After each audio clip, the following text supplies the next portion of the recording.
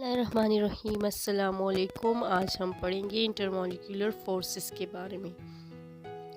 The force of attraction between the molecules of a compound are called intermolecular forces. यानी एक compound के molecules के दरमियान जो कशिशी कुव्वतें होती हैं उसको कहते हैं इंटरमॉलिक्यूलर फोर्सेस। इंटरमॉलिक्यूलर फोर्सेस जो होती हैं ये कमज़ोर कुव्वतें होती है अट्रैक्शन की।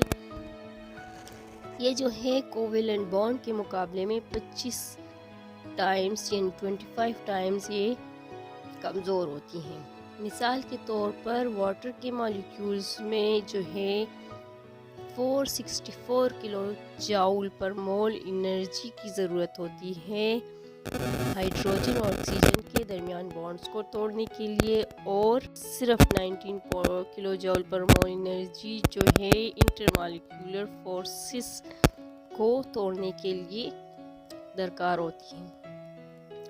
इंटरमॉलिक्यूलर फोर्सेस जो हैं गैसेस के मॉलिक्यूल्स के दरमियान बहुत ही कमज़ोर होती हैं, जबकि लिक्विड मॉलिक्यूल्स में इससे ज़रा स्ट्रॉन्ग होती है और सॉलिड सब्सटेंसेस में बहुत ही स्ट्रॉन्ग होती है।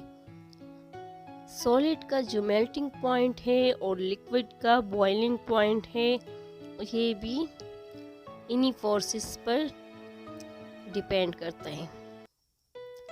Types of intermolecular forces. Intermolecular forces की 3 टाइप्स है और कलेक्टिवली यानी मजमूई तौर पर इनको वैन डर वाल्स फोर्सेस कहते हैं। 3 टाइप्स जो है वो हैं London dispersion forces, dipole interactions और हाइड्रोजन बॉन्डिंग। इनकी डिटेल्स जो है हम नेक्स्ट वीडियोस में पढ़ेंगे। Thanks for watching.